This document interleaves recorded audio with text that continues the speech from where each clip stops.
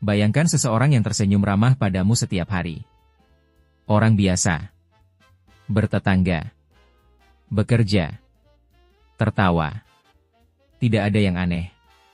Tidak ada yang mencurigakan. Kalau kamu diminta mendeskripsikannya, kamu bahkan mungkin bilang, dia orang yang baik. Tapi di balik wajah itu, ada sesuatu yang tidak pernah kamu lihat. Pertanyaan yang selama ini ada di benak banyak orang bukan hanya, kenapa ini bisa terjadi? Tapi, apa yang ada di kepala seseorang sampai dia bisa melakukan itu ke orang lain? Hari ini kita akan masuk ke sana. Ke dalam kepalanya. Dan jujur, ini tidak akan enak untuk didengar. Karena jawabannya bukan, dia gila, atau, dia monster. Jawabannya jauh lebih menggelisahkan dari itu. Jawabannya adalah, dia sadar penuh. Dia tahu apa yang dia lakukan. Dan dia tetap melakukannya. Hari ini, kita tidak akan membenarkan. Kita tidak akan meromantisasi. Kita tidak akan berpura-pura ini mudah untuk didengar. Kita hanya akan mencoba memahami. Karena hanya dengan memahami, kita bisa benar-benar mencegah. Selamat datang di ruang yang tidak nyaman, tapi sangat perlu. Pertama-tama, buang dulu gambar yang selama ini ada di kepalamu. Pria bertampang seram. Orang asing di tempat gelap. Seseorang yang langsung kelihatan berbahaya dari jauhnya. Itu salah. Itu nyaris selalu salah. Data forensik dari berbagai negara bicara konsisten. Lebih dari 80% pelaku pelecehan seksual adalah orang yang dikenal korbannya. Keluarga, guru, pelatih, atasan, pacar, teman dekat. Dan yang lebih mengguncang, banyak dari mereka, di mata orang lain, adalah sosok yang menyenangkan, dermawan, dicintai komunitasnya. Kriminolog Anna Salter menghabiskan lebih dari 2 dekade mewawancarai pelaku secara langsung.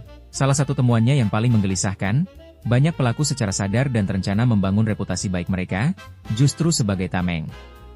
Sebagai modal kepercayaan yang nantinya mereka gunakan untuk mendekati korban. Mereka bukan gagal menjadi orang baik. Mereka berpura-pura menjadi orang baik. Dan mereka sangat mahir dalam hal itu. Oke. Sekarang kita masuk ke bagian yang paling gelap. Apa yang sebenarnya terjadi di dalam pikiran seorang pelaku? Para psikolog klinis dan forensik sudah memetakan ini. Dan jawabannya bukan, mereka gila. Karena sebagian besar secara klinis tidak gila. Mereka sadar. Mereka tahu apa yang mereka lakukan. Mereka hanya punya cara yang sangat rusak untuk membenarkan diri sendiri. Ini namanya distorsi kognitif. Dan ini adalah inti dari segalanya. Pikiran-pikiran seperti, dia sebenarnya menikmatinya, dia cuma malu mengakui. Atau, ini bukan hal besar, dia terlalu lebay. Ini bukan kegilaan. Ini adalah otak yang bekerja keras, tapi ke arah yang salah. Otak yang membangun cerita, membangun logika palsu, supaya pelaku tidak harus berhadapan dengan kenyataan bahwa apa yang dia lakukan adalah kejahatan. Lalu ada yang disebut empati yang dimatikan secara selektif. Banyak pelaku sebetulnya bisa berempati pada orang lain, di situasi lain. Tapi ketika berhadapan dengan targetnya, mereka mematikan saklar itu. Dengan sengaja. Karena kalau dibiarkan menyala, mereka tidak bisa melanjutkan apa yang ingin mereka lakukan. Dan satu lagi yang sangat penting untuk dipahami, fantasi yang mengeras dari waktu ke waktu. Ini bukan sesuatu yang terjadi tiba-tiba. Pada sebagian besar kasus, ada proses panjang di mana pikiran obsesif muncul, dirawat, diulang, diperkuat, sampai akhirnya batas antara fantasi dan dorongan untuk bertindak jadi sangat tipis. Pikiran selalu mendahului tindakan. Selalu. Sekarang pertanyaan yang lebih berat, kenapa seseorang jadi seperti ini? Ini bukan pertanyaan untuk mencari pembelaan. Ini pertanyaan untuk mencari akar, karena hanya dengan tahu akarnya, kita bisa memotong pohonnya sebelum tumbuh. Banyak penelitian menemukan korelasi antara trauma masa kecil yang tidak tertangani dengan pola perilaku predatoris di masa dewasa. Kekerasan di rumah. Penelantaran emosional.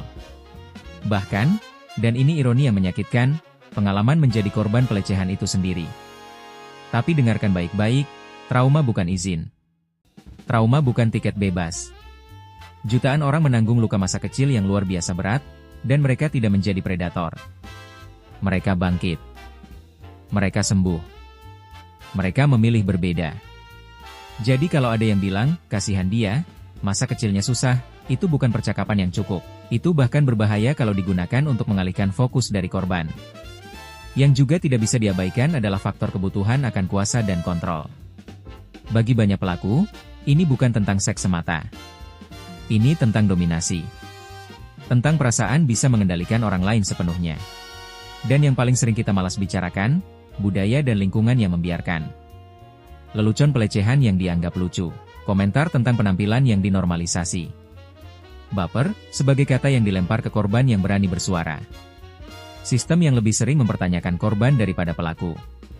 Semua itu bukan latar belakang yang tidak relevan. Semua itu adalah tanah tempat perilaku ini tumbuh subur. Ini bagian yang jarang dibahas. Para ahli psikologi forensik menemukan bahwa perilaku pelaku hampir selalu mengikuti pola siklus yang sangat konsisten. Bukan kejadian tunggal yang tiba-tiba meledak. Sebuah spiral panjang yang berputar. Dimulai dari pikiran yang datang sekilas. Lalu lebih sering. Lalu mulai terasa seperti sesuatu yang bisa dilakukan.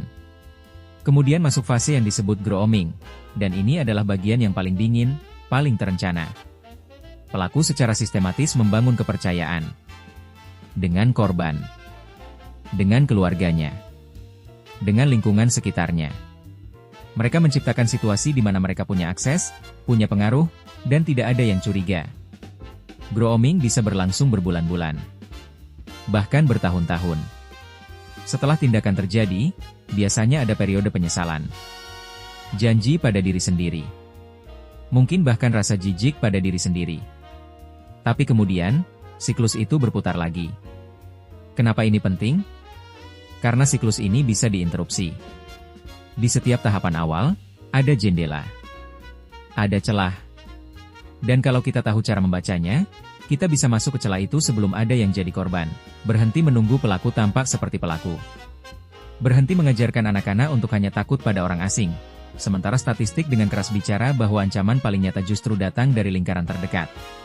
Ajarkan konsen sejak dini. Bukan dengan cara yang mengintimidasi, tapi dengan cara yang memberi anak-anak bahasa untuk menyebut apa yang mereka rasakan, dan keberanian untuk berkata tidak pada siapapun, termasuk orang yang mereka kenal dan percaya. Berhenti meremehkan korban yang bersuara. Dan ini mungkin yang paling tidak populer untuk dikatakan.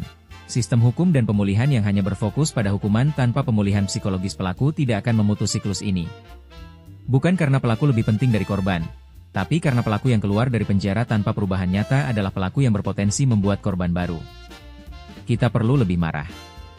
Tapi kita juga perlu lebih cerdas dari amarah kita. Kita baru saja berjalan melalui sesuatu yang berat.